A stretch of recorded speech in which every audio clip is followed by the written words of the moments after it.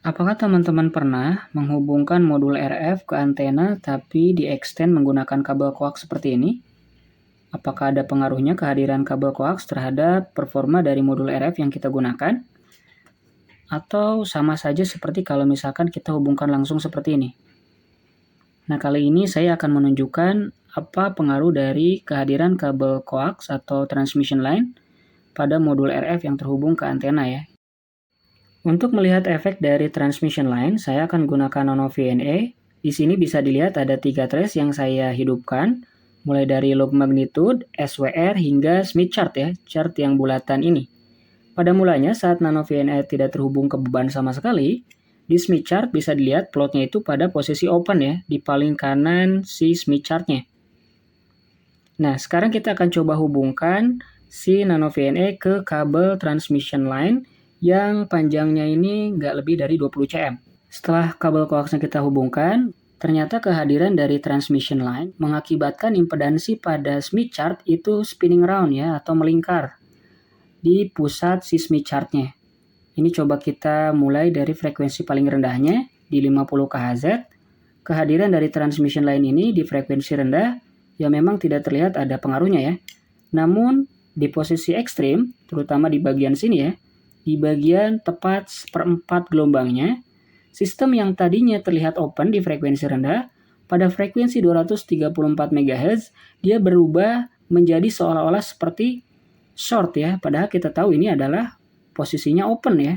Sehingga bisa disimpulkan kehadiran dari transmission line mengakibatkan impedansi pada Smith chart itu berotasi.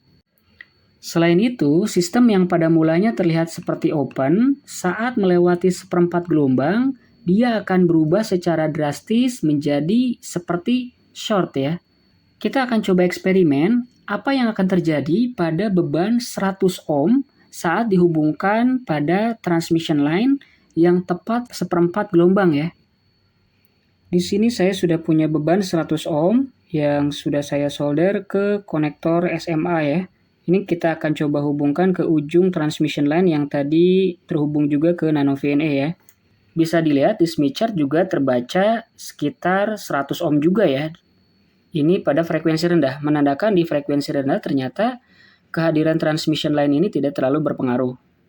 Namun saat tepat di seperempat gelombangnya di posisi short, sistem yang tadinya terbaca 100 ohm berubah menjadi hanya sekitar seperempatnya saja ya, 25 ohm, atau ini sekitar 27 ya. Hasil pengamatan ini memperkuat statement sebelumnya bahwa sistem yang pada mulanya terlihat open akan terlihat seolah-olah seperti short saat sudah melewati seperempat gelombangnya.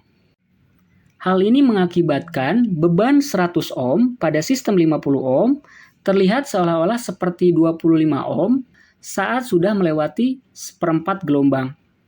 Namun, meskipun kehadiran transmission line dapat mengubah impedansi yang dibaca oleh Nano VNA di ujung-ujungnya, ini tidak berpengaruh pada SWR yang dibaca pada Nano VNA.